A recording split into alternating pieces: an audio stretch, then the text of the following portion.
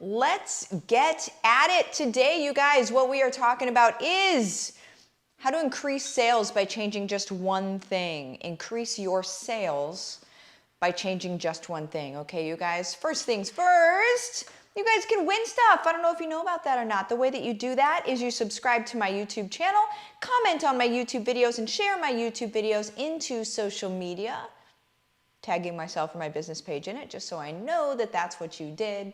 And then bada bing, bada boom, one person every week is going to get a free thing. You are going to get a prize. So there we go. All right, you guys. So again, what we're talking about today is how to increase sales by changing only one thing. What everybody right now, or always, forever, is chasing is the idea of increasing your sales, right? So whether it's your home-based business, if you have a brick and mortar business, if you have a full-on sales team, if you have a network marketing business, it doesn't matter. None of it matters.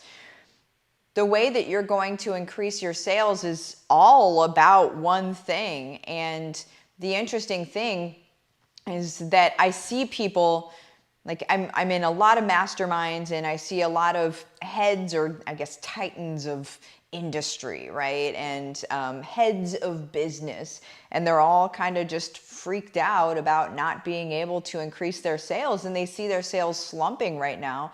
And some of them, especially, 18 months ago, if you're watching this live, about 18 months ago, they were like, oh my gosh, people just aren't buying things the way that they used to, and da da da da da. And they saw their sales shrink. And then all of a sudden we saw, this ads shootout is what's going on. We've got a shootout going on between Google and Apple, and they're just like gunning at each other. And then the little guys are in the crossfire of all of it, and they're all wanting their fingers on the data. That's what it is a data war. For those of you that don't really understand it for what it is, everything that you do is seen online. That's everything that you do, everything that you that you search, everything. You've got there's this thing called cookies. If you're not aware of them, they are the things that follow you. It's a pixel, it's a cookie that gets dropped into your browser. And if you're not clearing your cache on your browser, which most people don't have a great, they don't do it often, right? They don't have they're not doing it that much. But if you don't clear that, then they're following you all over the place, and they're picking up data. They're picking up what you're interested in. They're picking up your buying signs. They're picking up what you're looking for. So that's why whenever you are at a Thanksgiving dinner with somebody and you said, man, I really want a BMW. And all of a sudden, my gosh, you start seeing these ads for BMWs. You know what I'm saying? And so that's why, is because they're picking up your data. And sometimes the data comes literally from the speaker on your phone. It's in your terms and conditions on those things that you check off. So anyway, Google and Facebook are in a war against each other about being able to control the data. Okay? And so that has created a really bad scenario for people wanting to run ads. And the reason why, you guys, is because if you have these two playing against each other, these are the big players in the market right now.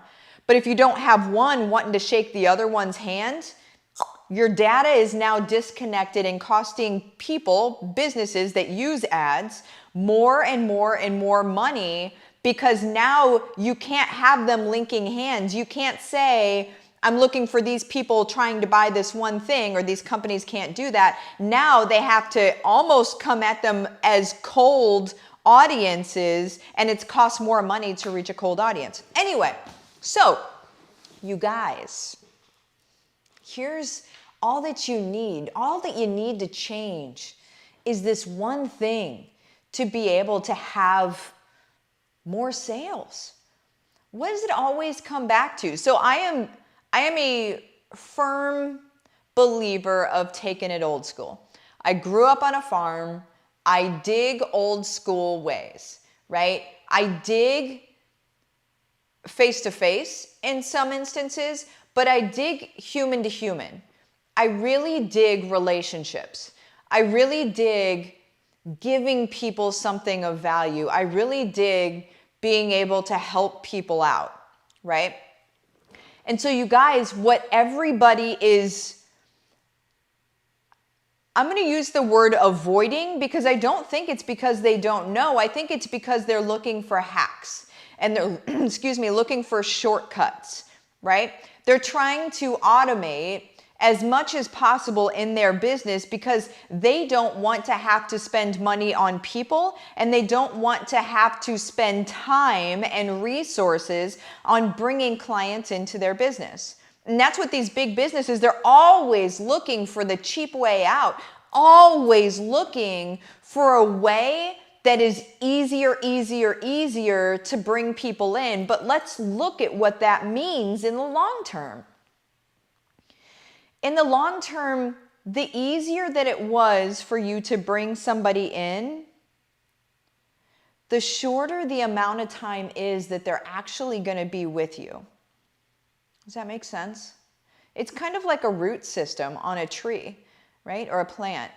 You have a root system, and if those roots aren't really dug in, they could just, I mean, the tree could fall over. The plant could just go away easily. It could be washed out, and it doesn't really take much.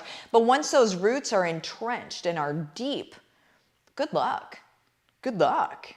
You have to try really hard to get that thing out of there, right? That's what they're missing.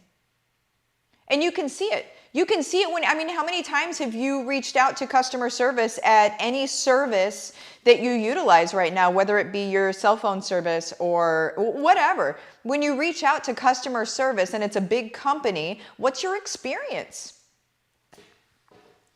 Does it feel like they're trying to deepen your roots in their system?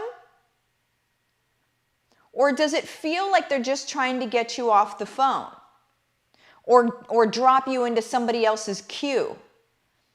Does it feel like you reach out to them and they're like, oh, no, I don't want to deal with it. Get them into somebody else's queue. Right? Us call center folks understand that. Oh, hang on just a second. I think there's somebody else that can help you with. Drop. I didn't do that, but you see people do that. You guys, that's the world we live in. Now, what's it take to be successful in that world that we live in? Not much.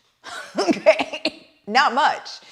It doesn't take a whole lot to be the standout giant in a world of people that really just want to take your money and get you away from them as quickly as possible. It doesn't take much to be successful in a world full of people that really are just trying to defer responsibility and whatever, right? So now, what is my point? Let me repeat this again. How do you increase sales by changing just this one thing? The one thing, you guys, is you need to build community and you need to build an audience. If you're like, well, I got these things for sale and I'm trying to sell these things and da-da-da-da, nobody's buying my things. Have you built an audience?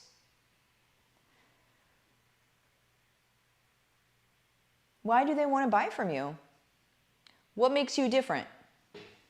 These are all like real actual questions to ask yourself, right? Why do they want to buy from you rather than somebody down the street? You may have a quick answer for that. My question to you is, have you told anybody that? Does your audience know that? Have you said that out loud? Like, why would somebody buy a course from me? Why would somebody buy anything from me, Martha? Why would anybody buy anything? Why would somebody buy anything from me rather than somebody else that teaches on building your business? Well, you buy from me because I've done it. You buy from me because I show up for you every day. You buy from me because I give you stuff for free all the dang time, because my goal is to make sure that you're pushing the needle on your business. And then when you're ready to buy into something, you're going to get something from me because I've already helped you get there. Does that make sense? That's why you're going to buy from me. And not the other people that are just showing you Facebook ads. That's why. Why do people stay with me? They stay with me because I stay with you. They stay with me because I don't go anywhere. I'm here. I don't have to be here, but I choose to be here, right? That's why people stay with me, is because I've built loyalty. Our root system with our people is deep. So deep that other people could try to woo you away and you're like, no, no, thank you, right? I'm going to stick with the person that knows what they're talking about, right? And so that's why people stay with me. And so my question for you is, why would people want to buy from you? If people are already buying from you, why is that? Get real with yourself. Be honest with yourself. These are narratives that you need to continue. You need to make sure that you repeat that so people understand that that is you. So the one thing that's going to change your sales is building an audience. Building an audience is knowing who your people are and speaking directly to them and then being there for them and giving them precisely what they need at every turn. Right? I help people that most people in this industry choose not to help. That's the truth. I help people that other coaches are like, no, I'm not touching those folks. I help people that have never done business before or have started business, have not seen success yet. So from 0 to 10K a month, that's my sweet spot. That's where I really help. And the reason I help those people is because nobody else does. People will help you once you get to 10K a month. They'll help you once you get to 5K a month. Once you've proven you have a business model that you can, where you can make 5 to 10 grand a month. It's a decent business model, right? They'll help you once you're there, but they won't help you get there. That's the whole thing. That's who I help because nobody else will. And if you can't get there, you're not going anywhere. You're going to stay precisely where you are. Your family's going to stay precisely where they are. Your kids are going to watch you doing what you do. They're going to see that as their own reality. Nothing changes. So while I don't have to do this, and I really have probably the most difficult job ever, teaching people that are not familiar with business how to do it really well without ads, I do it. And I stay in the trenches. So why do people come to you? Build an audience around that, right? Who are your people?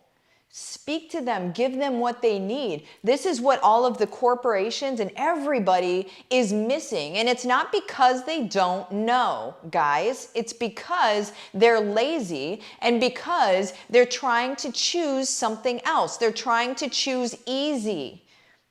They're trying to choose quick.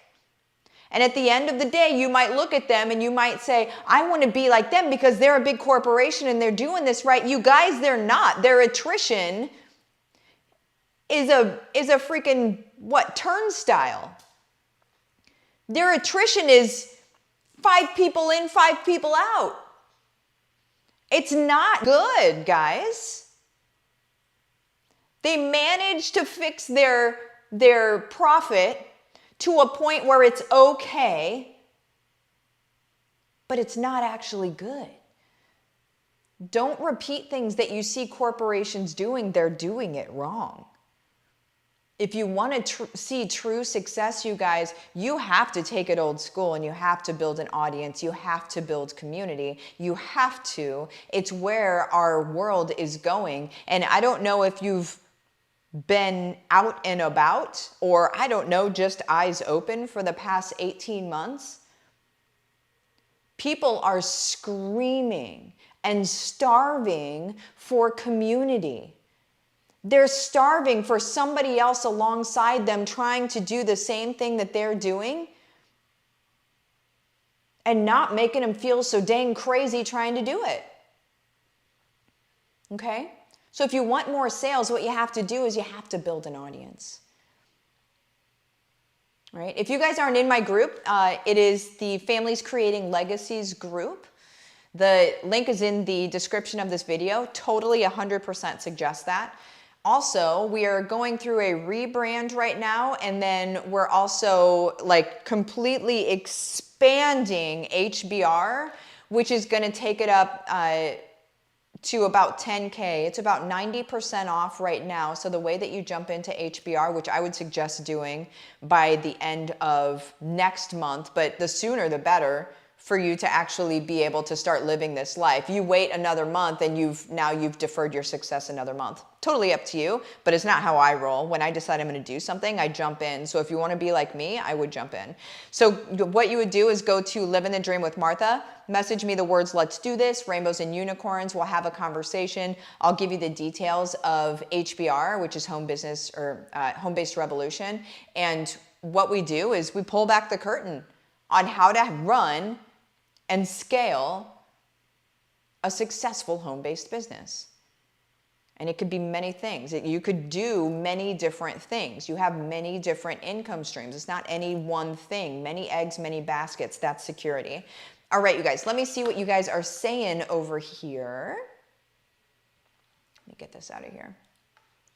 Good morning. Clear the cache. Heck yes, clear the cache, man.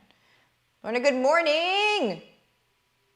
Carolyn, I'm working on the 10K. There it is. There it is. They want the easy work. That's it. That's it, y'all. All right. You guys have the best day. I'm out of here. See you later.